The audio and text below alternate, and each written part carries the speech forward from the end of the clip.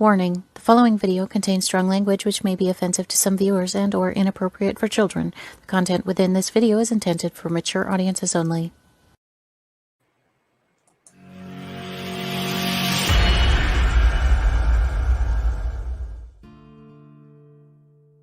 Welcome to Meet the Author, where you can join in on insightful conversations with best-selling and award-winning indie published authors. Your hosts today are Rob and Joan, who themselves are indie published authors, book publicists, and paranormal investigators with Tampa Bay Spirits, based in Tampa Bay, Florida. Thanks for dropping by. And now, on with the show. Good evening. Hi, everybody. Welcome back to the show. I'm Joan. And I'm Rob. And we're glad to see you here. I hope you enjoy the show. As the intro said, we're indie published authors. We have 3 books: Bioprints, Flash Zombies, and Clone Drones, the O'Rourke series. And we also have been paranormal investigators for a number of years. We now belong to a team called Tampa Bay Spirits. Tonight we have a really special guest, the writer of The Hollow Man. He is the world's best story contest winner of 2014. His name is Paul Hollis. He's an Amazon #1 bestseller, an Awesome Indies Award winner of excellence. And I think you're really going to enjoy everything he has to say. Before he comes on, let us show you one of the videos of his first book, The Hollow Man.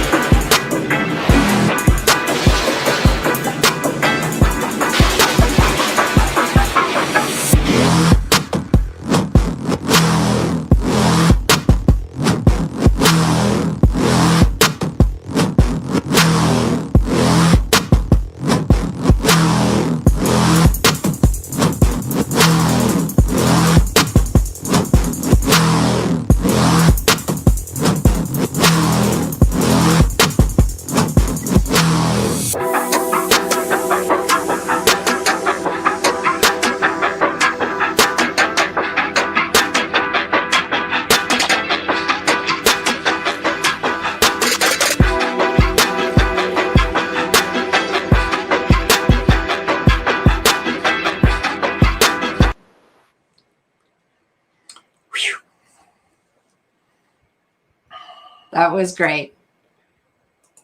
All right, let's bring Paul on. Come on in, Paul. Hi. Hello. Hi, everyone. Hi, Joan Hi. and Rob. Thanks for having me. Thanks for coming. We're so glad to see you here. Oh my pleasure. goodness. My We need pleasure. to Always do- exciting. Always excited We've to got be a with you. bunch of people here to see you. My goodness, we've got Sue Pearson, Barbara Duffy, Hennison, Ted. Hi, Ted. Ted's Ted. our boss. Let's be really nice to Ted. Trish Pipkins. Tricia sent us sorry. Oh, Trish Santasario. Yay. Dom's mom. Thanks. Yeah, Dom's mom. Sorry, Trish. That's your claim to fame. Wayne, welcome back, Stinnett. man. Well, welcome back. Wayne says, you want to put that comment up? Maybe. Cool video, Paul. Can you see the comments, Paul? I cannot see them on the right here, but I do see the one underneath you guys here. Oh, okay, we'll throw them up. And I think our niece Jennifer is here because, and Jillian Thrillian is back. Hi, Jillian. Okay, Paul, yeah, all right. I'll stop looking at all of that and I'll pay attention to you. So good to see you again. How are you doing tonight? I'm doing great. Yeah, always good. Doesn't help to complain anyway. You want to tell us a little bit about your books? Yeah. So the Halloween series actually is based on some current events. Let's say some true current events in the early to mid 1970s. And the books actually chronicle some of my lesser known adventures during that era. To make a long story short, I was actually approached by a guy while I was digging ditches for the uh, Peace Corps in Eastern Africa, a place called Tanzania, during the monsoon seasons. Um, so, yeah, he said, "Look, I think you might be wasting your time here. I've got something better. I've got a better offer for you." So, what that offer was actually to tour Europe on somebody else's money, and just kind of hang around, and then they would ask me from time to time they would hear something and they asked me to find out more information about a guy who knew a guy who knew a guy who knew somebody's cousin who thought they heard something about terrorism, this sort of thing, and and they would want me to research the people, the plans, etc. And that was back at a time when there were no cell phones, no computers to say, no personal computers anyway. Um, and so I had to go to a lot of libraries, a lot of churches, but I kind of looked at that thing called microfiche. Some of your older viewers might know what that is, but some of the kids may not. It was it's just a kind of like a blueprint, kind of a black and white kind of a negative sort of thing that was able to photograph newspapers and periodicals and books and whatever else was on there. That was our internet of the 1970s. So that was what was supposed to happen. I was supposed to get this information and then turn it over to the professionals who would resolve the situation, let's say, and try to prevent any of this terrorism from coming to our shores here in the United States. So, but that's what was supposed to happen. But being young and impulsive and stupid and arrogant and frivolous at the same time, it didn't quite work out that way. So I got into lots of trouble here. Let me tell you a little bit about what was going on at the time. The terrorism was just starting to come back in full force after years of kind of being all about to sort of well, let me set the stage for you. In the old days, let's call it the old days of the 60s and before, when terrorism came about, it was about one person, one idea, one thing that and what they would do is they would shoot or kill or somehow blow up. As it turns out, that got much more popular than shooting people at the time. They would blow up at one particular politician, let's say, but they quickly learned that politicians were kind of a dime a dozen. It's like you kill one and they're going to replace them with two more. Just as idiotic. So what they fell back upon was something that really hit the hearts and souls and minds of normal people, and that was uncontrolled explosions, let's say, and it went after our children, basically the innocent people, women and children and men who had no idea about politics or ideology or anything like that. But that got our attention really quick, and especially in the surveillance areas in U.S. Foreign Services. It got their attention real fast, and they wanted to know more about it so that they could stop it from coming here, basically. So I was kind of like the guy in a red shirt. If you're a Star Trek fan, I was. You aren't anymore, are you? But they didn't tell me that script. It wasn't written into my script at all. But that was basically what I was. It's like, if I got caught, captured, killed, all deniable, etc. But the upside was I could go to any American Express office in Europe and give them a special number, and they would give me money, and I could see Europe and do anything I wanted to. Now, folks, don't try that nowadays because you won't be able to. American Express will look at you like you're crazy if you give them a number. So um, that only worked for that particular time, and as far as I know, maybe it was only for me. I have no idea, but I was able to travel around, and occasionally they would call on me and say we need more information about this and this and this situation. So that was kind of the how that kind of was working in that way. And that's what the books are about. The first one is about a terrorist who was plotting really was trying to figure out ways to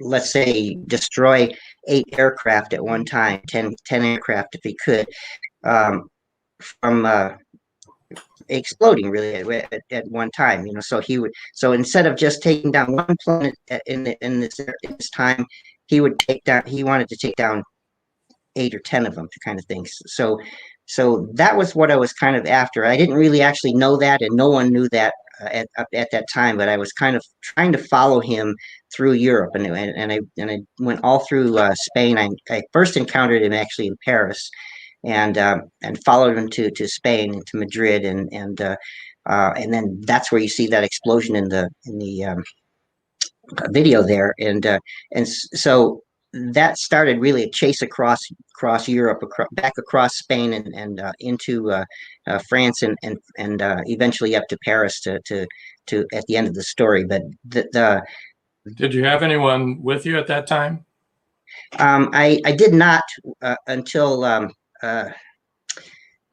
probably 2 months into the book. I actually had met and worked with a lady, MI6 agent, who was that's English British Foreign Service, if you don't know. And she was actually a bit younger than me, but much more mature and level-headed. So in the end, she literally saved my life probably 10 or 12 times, and there's one sequence in the book you'll get to where I am in a knife fight, and I actually got my hand really badly cut, and I don't know if you can see that scar there, but there's a scar right here that's from a knife fight that was in the middle of the book somewhere in there, and Zita, the female lead in the book, is saves my life eventually there as well.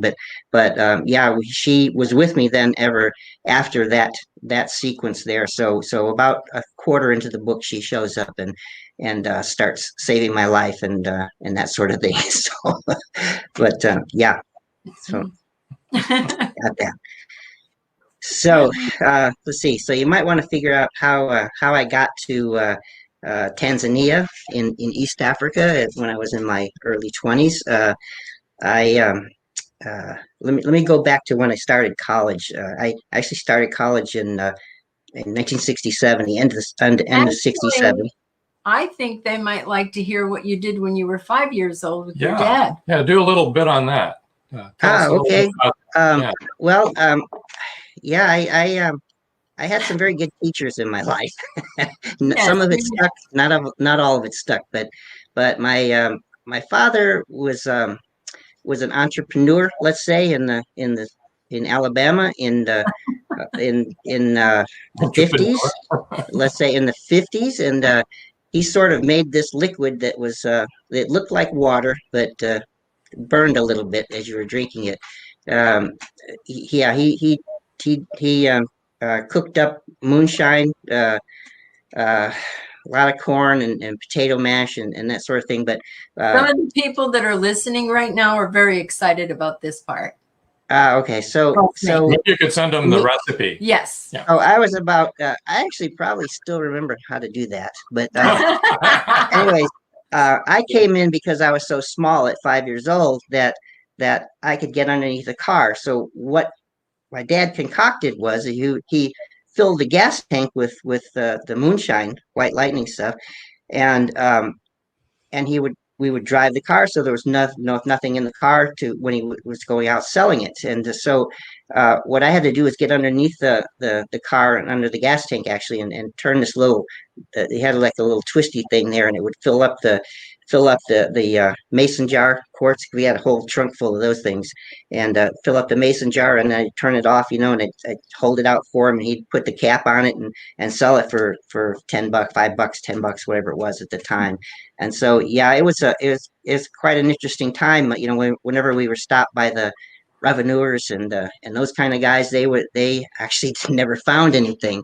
But what it did was actually that since we were burning it in the car, it was like 110 octane fuel, and so it destroyed the engine about every 3 weeks. We had to pull the head off and reseat the valves. So I got pretty good at some mechanics is mechanical things with cars as well at that time, and which helped me later, by the way, to steal a few cars in Europe. So that was another interesting. Yeah. For that. Yeah. So I learned from all kinds of teachers. So That's what I'm saying. And also, don't you like to say that 80% of these books are 90% true? yeah, that's my favorite saying. There are a couple of scenes where I sort of made up because I'm not in those scenes. But I should say the main character's not in the scenes. Um, so yeah, I mean there are a couple of scenes, especially with the bad guy. I had to make up some of his stuff there, but most of the rest of it is as true as I could remember it. As far as conversations went, and locations, and what was going on with cultures and classics, and everything that was going on around me at the time. Yeah, so they're pretty well true, and yeah, I mean I've just had one lucky life, so Yeah. and that was the first of many. So I'm up to like 6 as a cat goes, but I figure I've got a couple more lives to go. But back then, so back to college then. Yes. So Yes. I get into college, and instantly I fell into this subculture that basically really reshaped my reality, probably literally a little bit more than I wanted, but certainly figuratively. It was the next summer I actually participated in the 1968 Democratic Convention riots in Chicago. You didn't start them, did you? One of my claims to fame. You didn't start them, right? Pardon me? You didn't start them, did you? No comment there. So, I may have been with some of the people who did start it though. Okay. Rennie Davis and Hoffman and Rubin, and Abby they were Hoffman? they were my buds. Yeah, Oh they my were God. my buds. Yeah. So, but anyway, so we went through that, and I know what we're talking about, but geez. yeah. So anyways, I see a song. I see someone asking a question of have I heard of the song Hollow Man? Right. I actually a group in England actually wrote that for me specifically. So it's in another one of my videos. Y'all should really hear that. It's much better than anything I could ever imagine. It actually is called The Hollow Man, and it fits perfectly with the book. So there's another video. It's a 6-minute video that covers that thing there. So in 1968, during the summer, after the convention was over, I went to California for a couple months and hung out in the Haight with Haight Ashbury. If you're any hippies out there, I hung out with people like Santana and Garcia and Grace Slick and people like that. They were just normal kids, like living in cockroaches, places, cockroaches as big as your hand, sort of thing. But anyways, that was there. Then of course, in the fall and winter of there, it was the Chicago 7 trial, which where Rennie Davis and Hoffman, Abby and Jerry were put on trial, etc. And then Woodstock came along, and so of course I had to go, and there's I had to, yeah. I mean, it was my calling, right? So so I can tell you that there's no saying that goes like, if you remember the '60s, you weren't there, and Yep. yeah, and I can tell you that I don't remember a lot, but what I do remember is I remember what 19 years old was like. I remember being hungry and buzzed and pumped on adrenaline all at the same time, dancing to the nonstop music, etc.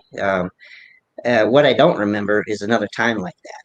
That was like seeing Mickey Mantle hit a home run, sort of thing. That was the best time that kids could ever have that you could imagine. And peaceful. I mean, there was a couple of fist fights I saw, but not really anything. A couple of drug overdoses. Yeah, oh yeah, yeah. Um, but it was a fun time. It was a so many things to remember there. So having gone to school to my major was stay out of Vietnam, by the way. After Everyone majored in that at that time. so after that, I graduate, and my dad he says, "Hey, nice job. You want to join the FBI?" Right? I mean, and I said, mm, it sounded good, but I was like, okay, I would have been a hypocrite by trying to stay away from holding a gun for 4 years in college, and now all of a sudden he sends me over to Quantico, right?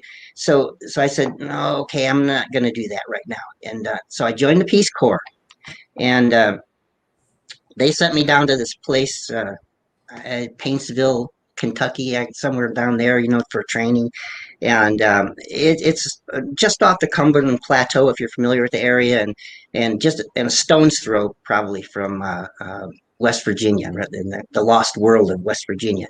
And so about a week into that training, I figured out, man, these guys aren't kidding. So along came this opportunity to go to Africa and help out there right away.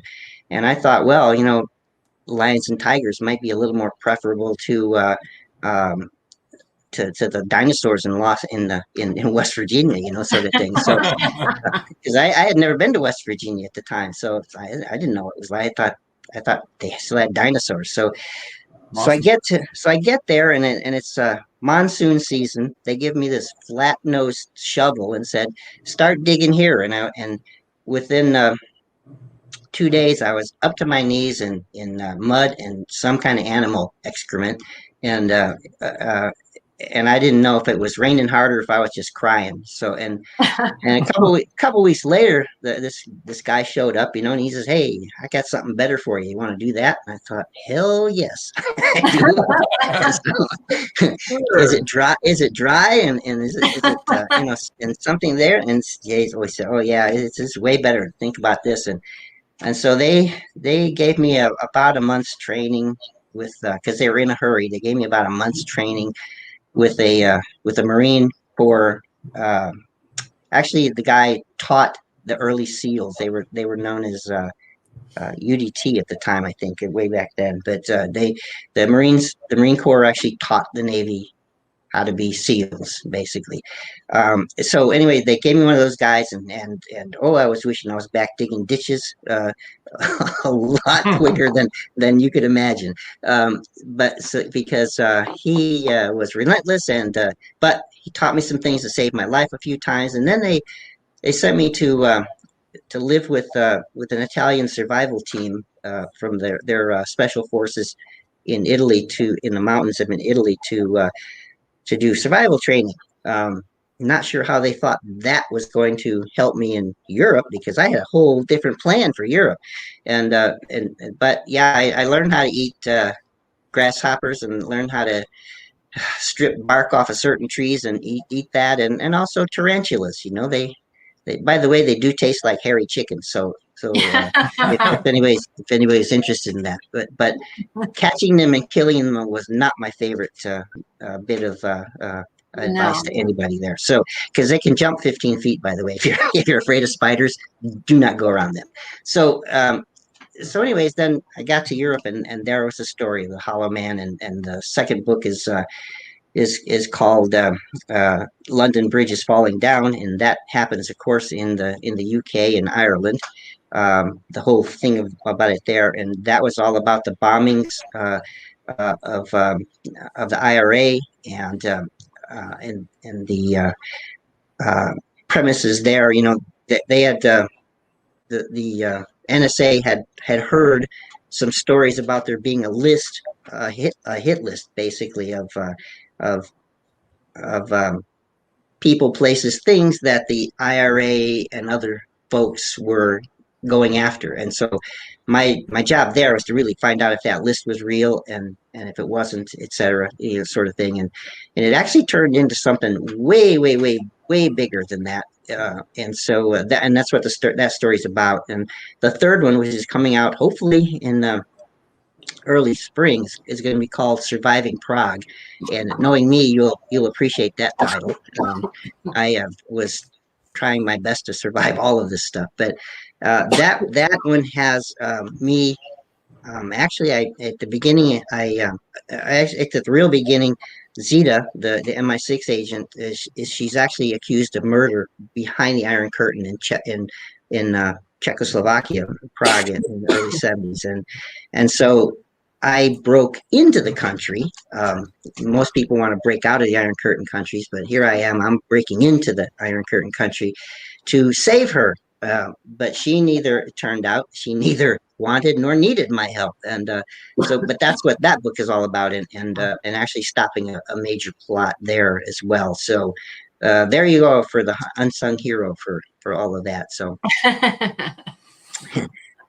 Okay, well, we're going to need to take a break here for a minute. Commercial break. Commercial break, a word from our sponsors or whatever. And when we come back, we're going to give away some books, right, Paul? Yes, absolutely. Okay. Yeah, either one that you'd like. And you're going to put your signature in them, probably. I will, yeah. Okay, your real signature or your agent signature, or? Well, I got to tell you, I've had like 4 or 5 passports. I mostly used a West German passport in Europe, but I did have a Spanish one for a while, and a UK as well, and the American one. But I didn't use the American one too well because it just never fit right into the place, kind of stuff. Being Americans, being ugly Americans, etc. At the time over there, and us, we're cocky, arrogant guys anyway. No. So okay, well, hold that thought, and we'll get right back with you. Sit back for a minute, and but don't go away, Paul. Okay. This is fascinating. Everybody hold on to your seats.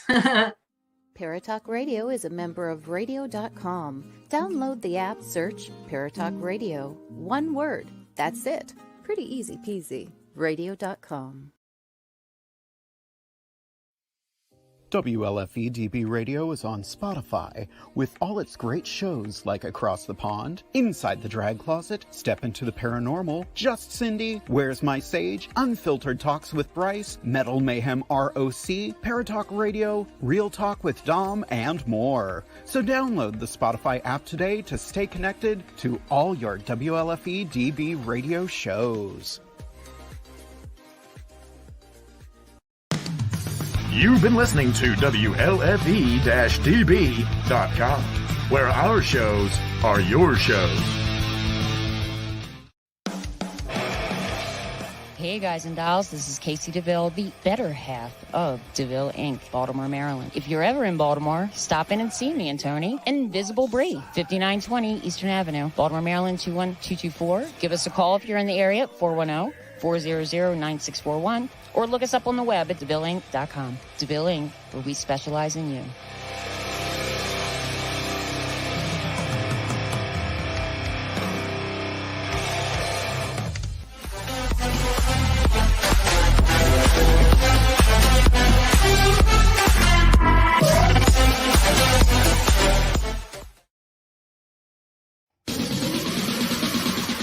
You're listening to WLFE DB Radio. Now, back to our program.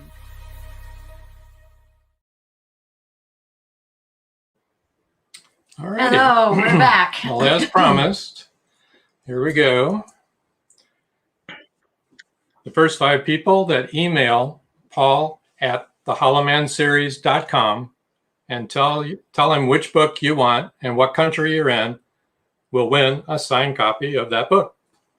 Yay! So I think that'll be fun. jump on in there, and Yeah, good. if we don't have a winner by the end, Paul will be back in touch with you. So Okay. Yep. Absolutely. So I know that you've lived in a lot of countries, and didn't you say you've been like in 50 different countries? Yeah. I've lived overseas a total probably of 11, maybe 12 years. And I've been in lived in London and Paris and Brussels. Outside of Brussels, actually, it was in a place called Waterloo, which if you're a Napoleon fan, you might know where that is. Sao Paulo, Brazil, Rome, Madrid, Tokyo, Anchorage, Alaska. I mean, if you're thinking of of your favorite vacation, the best place you could ever be, I've probably been there. Okay. Southern France. I know that's what you always say. So I'm going to quiz you because I have 4 places I'd really like to go. Let's see if you've been there. Number 1 spot, Machu Picchu. I have not been there, but I've been to Peru, and I've been to Ecuador and Chile, and of course Brazil, etc. Yeah, I was instructed to stay away from Colombia, by the way. So Yeah, I was persona non gratis there. Yeah, Belize I've been to. Yeah, I saw that one. Yeah, been there. So my next one is Israel. I have only passed through the airport there, so I don't count that as a country for me. So, but well, you should. You were there. well, I didn't. I actually my feet Through didn't. the airport. Yeah, Wait, airport's not. That's like the movie is like, wait, where we're going back to the airport? I've been there. I want to see the city, right? So yeah, Right. I didn't see much of it there. So. Egypt, absolutely, yeah. Been to Cairo, of course, Alexandria. Yeah, that one didn't make it into the books, yeah, but I've been there. Been to New Zealand, yeah, absolutely. beautiful, right? Oh my gosh, yeah, breathtaking. That's one of my favorite places on earth, yeah. Yeah, we wanted to immigrate there, but we didn't. We stayed here, decided to be Americans. So I'm on a losing streak though. So what's your next one? I only had one more. Yeah. Well, no, Peru. no to Antarctica. Too cold. I'm a warm-blooded guy. Those, actually, those were my top 3, and then there was just one more, and just you'll know why when I say it, Bali. Yeah, I actually passed through Bali as well, but I don't count that as just the airport. It was a couple of weeks on R&R, but it was not really. Oh, that still counts. That still counts? Okay. Are you kidding? That really counts. The Maldives, I've not been there either. Yeah. So you're picking all the places. I thought you'd pick out southern France or or Rio or someplace like that. Well, the thing is that I bet you have been to Lithuania. I have been through Lithuania, but it was in the Cold War days, so it wasn't really much of a tourist destination, as we say. So right. Oh my Australia, goodness. yeah, Australia. How do you like it there? I liked Australia, not as much as New Zealand, but right. the people are always friendly. I mean, everywhere I go, people are friendly to me because I just start talking and they either run or they stand and listen.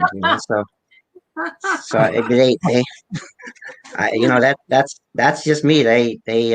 But all the people there were nice, and I always go back on my history kind of thing and thinking that everyone who lives in Australia must be descendant from a criminal, because that's where the English sent all their criminals, right? So, but not true, or maybe it is, and they just didn't tell me about that. So, but yeah, I've been through the Amazon actually as well. I've lived in Sao Paulo and Rio. And went to Brasilia a few times, the capital city there.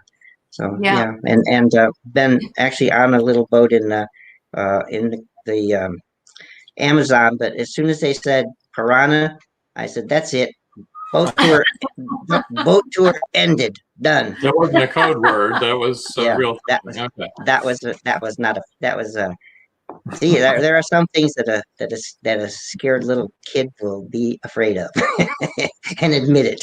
So Yeah, I don't ever want to go swimming with piranhas. Thank you very much. It's bad enough living in Florida. Well, that's for sure. So, well, Paul, you got some. when Go ahead. does your new book come out? The original Hollow Man? No, when does your new one? I've got it scheduled for early summer if I can get Early it summer? finished. Yeah. Okay. All right, we're looking forward to that. Good. Thank you. Yeah. Yeah. This is what Nancy has to say. Oh, thank you, Nancy. I have always tried to go new places, and be places where you wouldn't actually know, because I actually um, thrive on understanding people and their cultures and their political views and all of those kinds of things that make them tick. And it turns out that they're really not all that much different than anybody, really. I mean, I mean, everybody has got that, but actually, getting back into the books though. The locations that have that are settings within your book are, to me, are one of the two most important things to think about, because every character then within your book is then bound by location, the setting, the people around them, the streets, the street signs, whether it's a language you can speak, whether you can't speak it, a conversation between two guys in, let's say, an Italian restaurant in Jersey would be much different than two guys talking in an alley and behind the Iron Curtain in the 1960s and 70s, right? So location is really important to have. It's one of the two things. The other one is characters, of course, but because you can, because to me, you could a story doesn't carry a book, but good characters will, to me, sort of thing. So, and that's another thing. And real characters are what I really thrive on. I try to get the characters to come off the page and be with the reader. One way I do that is with I include. It's not all my conversations are not grammatically correct. They are certain. Some of it's in other languages that I try to explain as we go. Some of it is I use slang. I use characterizations. I use the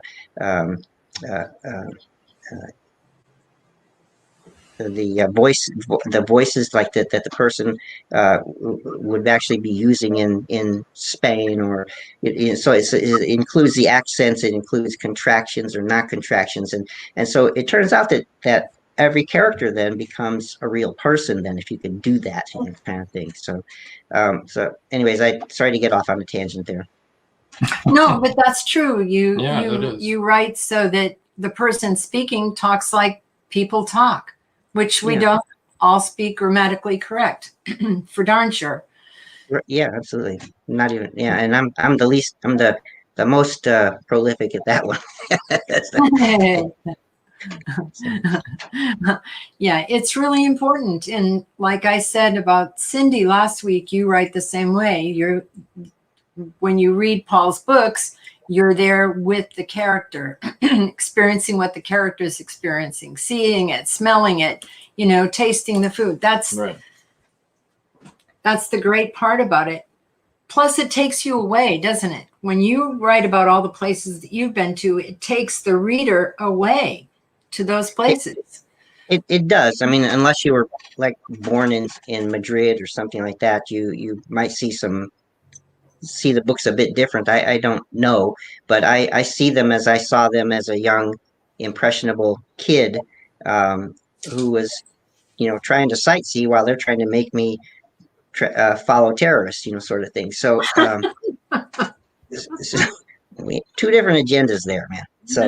Um, so yeah, but anyways, yeah, the characters, I really listen to people a lot. I listen, I watch how if they speak using their hands, and or any kind of way like that, and the actual words that they use sometimes are key to understanding their personalities and stuff like that. So yeah. Well, speaking of people and listening to people, we got about 20 minutes left or so, 15, 20 minutes. And anybody have any questions out there that they want to direct, we'll take the time to answer them, as many as we can.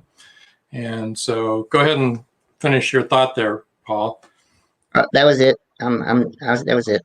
All right. So you see what Nancy Lee has to say. I love hearing about locations. Absolutely. It's the base. Traditions and cultures come from that. It's a different world for some people. I can't wait to read some of your books. Well, thank you.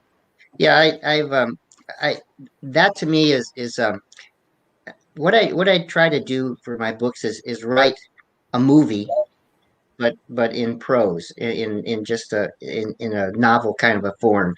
And so I want you to actually see, as a reader, see and feel and touch, and as you said, Joan, be there with that, holding hands, or experiencing when I was talking to dead people, for example. I won't give too much away there, but in the first book, there is I'm pretty well convinced right now they were dreams, but at the time it was certainly a real little girl. So I mean, you just have to go with people, and people will drive your story. They change your story, actually. So. Well, people that know me will tell you I talk to dead people. That's true. Well, there you go. See, so you may have been. Trish Pipkins has a question. What place in the world do you think is the most dangerous right now? That's a good question. Yeah, I thanks to a few of our predecessors, I think probably, to me, North Korea is probably not the most fearful right now, but they're learning, and they're learning fast. I would say that the Middle East, because we keep poking it, and we don't really know enough to leave it alone, because we're trying to change 5,000 years of history into our own ways, kind of stuff, and really the reason that we fight any war is for resources. Basically, you can go all the way back to our American Revolution, and every one of them has been on resources. From this is our land now, right? Is in the Revolutionary War, all the way up to, well, there's probably some oil in South Vietnam. The definitely oil, and other and lots of poppies, in Afghanistan, so to protect, and all those things that really kind of make this a scary world kind of thing. China is well, let me back up a second. My feeling is that World War IV will be fought over technology, right? And it's all about how tenuous, all these hacks and stuff you're seeing about now in the banks and all that sort of thing. Well, just wait till they sort of move to the electrical grid and start taking that down, right? And taking down all the power structures by hacking it, right? So all these guys are learning out there. They're learning how to do this, and so that really is probably my biggest concern, is really over the technology and the lack of security recognition, that security is really needed for those kinds of things. But as far as a country goes, I'm not really sure that Iran is a real threat, because most of the rest of the world is against them, and China is going to be certainly is coming up to be an economic adversary of ours, just like the Japanese did in the 60s. Yeah, well, I would skip over 3. I meant 3, but whatever. So, 3, 4, they're all wars to me, but There you go. yeah. Well, Yeah, sorry about that, guys. That technology thing that you mentioned, that actually just happened here in Florida. One of our city's water supply was hacked, and they were able to release too much of a certain chemical that would have made the water poison. But it was The sensors caught it. It was stopped by redundancy in the program. But that's a very real thing. Yeah. Yeah, and that's really what I mean. If you can kill a whole city, for example, without firing a shot, why not? I mean, that's gonna be the way to do it in the future. Is to use the technology, not robots and stuff like that, but really the technology that we've already built around and not updated since the 60s. I mean, since it was all created, sort of thing. So yeah, I mean that's going to be the bigger concern for me. I mean, not that I know a lot, but it's just my opinion. So. Well, I think you've been out in the field more than any of the rest of us. As far as I know, some of you might be secret agents out there, and I am not. Never have been. So, you had boots on the ground, as they say. Yeah. I wore out a few of those. For sure. Did a lot of walking in those days, So yeah, that was before Uber. It was before a lot of stuff.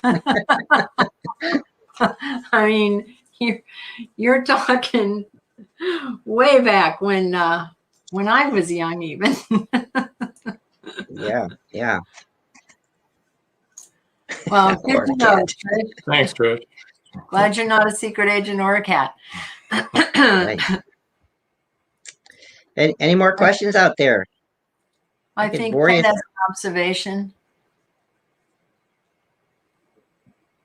There you go. Live off the grid. Yeah, which is interesting. I actually have helped a very dear friend of mine, partner in to create a book called the Endangered Earthlings Handbook, which is all about living off the grid and what's happening with the world and climate change, etc., and where we've come from millions of years ago, right on up to the current, and how to live off the grid and minimally, basically, right? So, yeah. So if you're interested in a good book, pick that one up. It's by an author whose name is Pamela Erickson, and you can find that on Amazon as well. And also Indie Book Source. Yep. She's on Indie Book Source. And so is Paul. So Paul is also. Paul is one of the founding members, actually. Yeah. Oh, really? Yeah. Well, really? Think you were. I think you were with us before we were even Indie Book Source, when we were just, promoting everyone for free. Oh, I didn't remember that. So that's pretty cool. Now we charge. And rightfully so. You do a great job. Absolutely great. Thank you. It's our pleasure. We enjoy it. We enjoy all of our authors, actually. Yeah. So have you, do we have any winners yet of books? So can you? Let me just get over there real quick and see. Without disappearing. Don't disappear. Am I disappearing? No, don't disappear yet. Let's see. Do I have? Yeah, I think I have a couple here. Yeah, couple. Well, where am I at? Here, I'm back. Okay. Yep, I think I have a couple. So that's good. Great. That's great. Let's see. So here, let's see. There's a question here.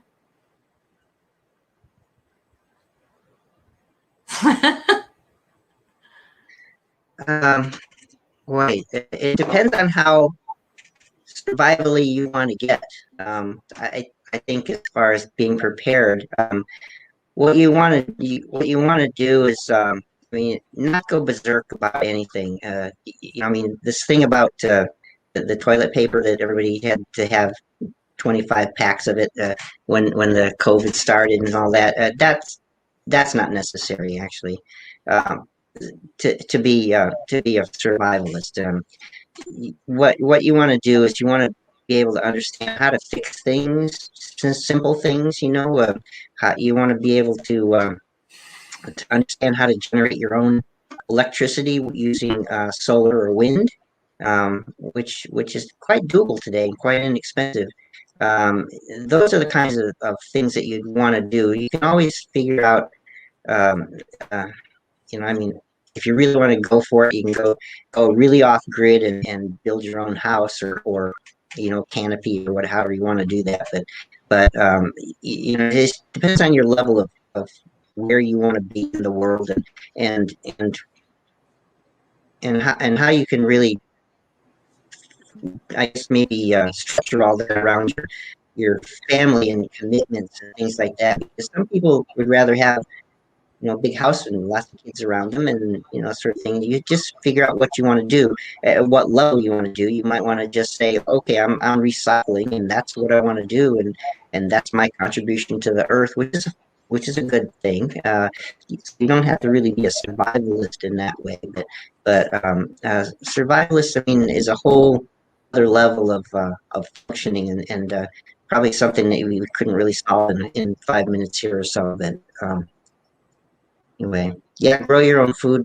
Excellent. Yeah, and Pamela Erickson does grow her own herbs and some of her own food and that sort of thing. So and learn to hunt. Yeah, yeah, I wouldn't mess with that lady either. So on the hunting level, so I was never able to really shoot a gun really well. In fact, I almost shot Zita, my partner, a couple of times. So she would never knowingly let me have a gun after she figured that out. So you see me have very few guns in Europe. I do have some, but I mean I do use some, but yeah. So that, but that's another story there. So so Pamela was just in Death Valley. Yes, she was. Yeah, she for a 3 week.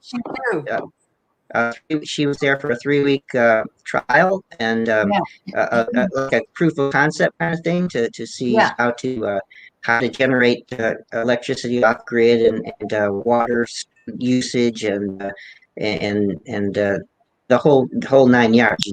Making your own food out of dried chickpeas and things like that. So it was a really interesting and she learned a lot. And being a smart lady, she will put it all to use as well. So. And she'll put it in her book. Yes, absolutely. Yeah. We can buy her book and learn how to do all this stuff. Yeah. I think Ted already knows how to grow his own food and herbs and stuff, and he's started already, sort of, haven't you, Ted? Probably. I don't think he can talk. He can type. Oh yeah, he can type, sort of. Like I said, that's our boss. Don't piss off the boss.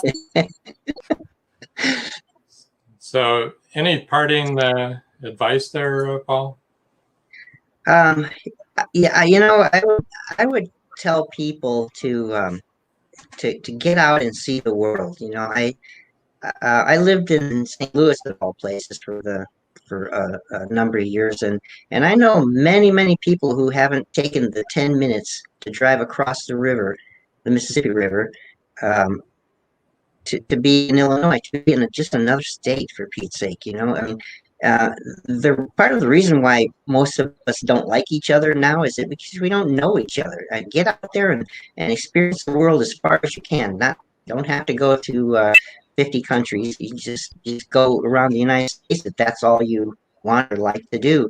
But get out there and understand people and talk to them about their religions and learn to listen more than talk and more than judge. Try not to judge. I mean, who's going to be perfect in this world anymore?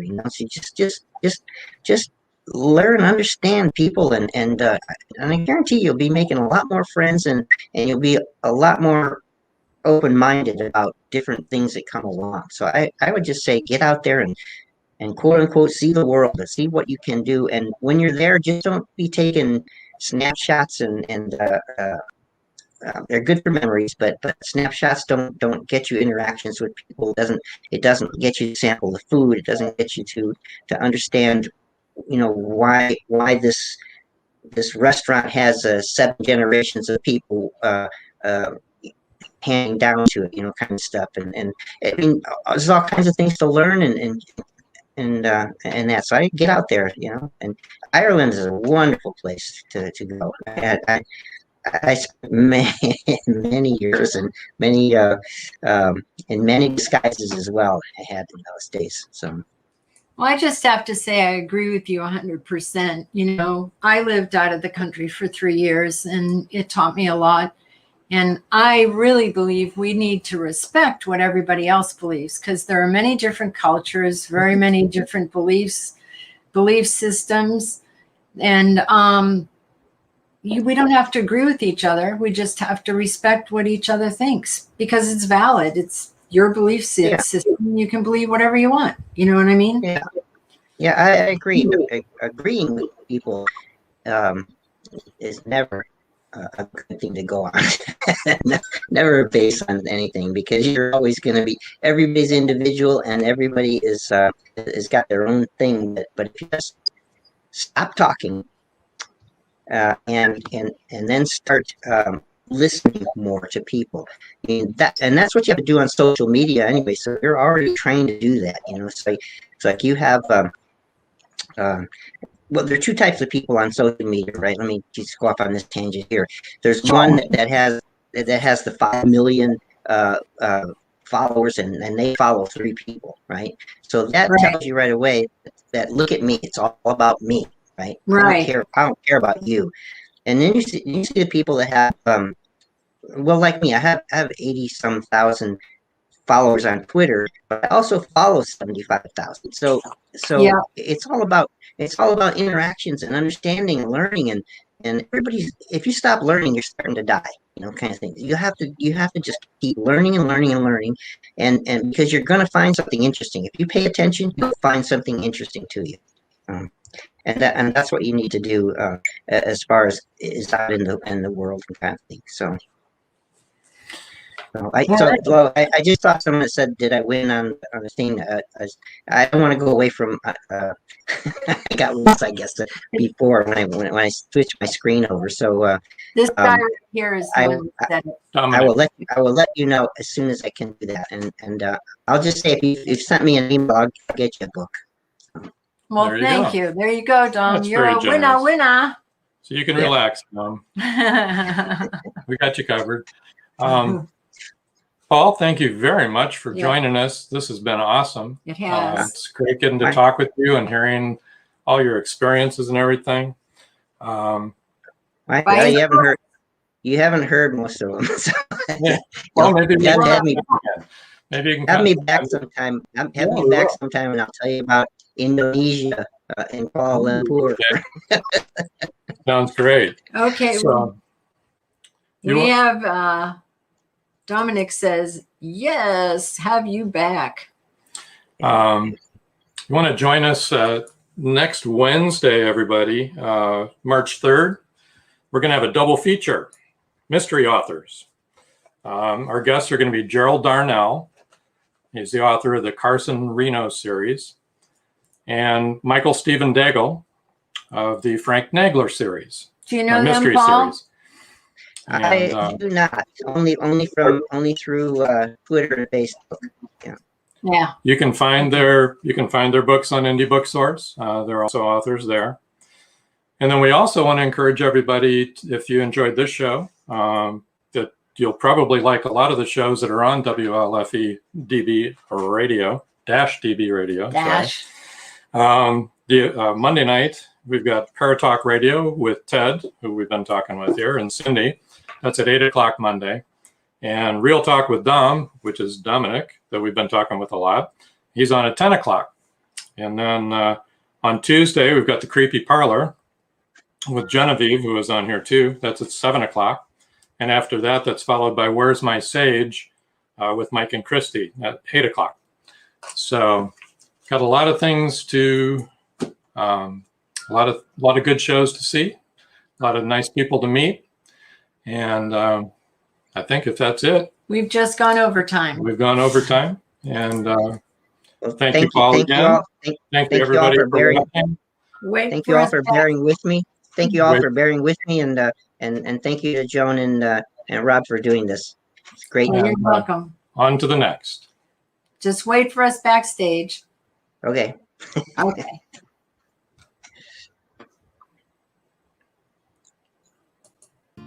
Thank you for joining us here on Meet the Author. Make sure you stay up to date with our show by clicking like, follow, and share.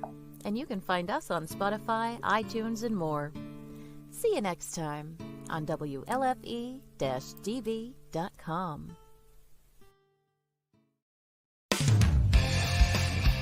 You've been listening to WLFE-DB.com, where our shows are your shows.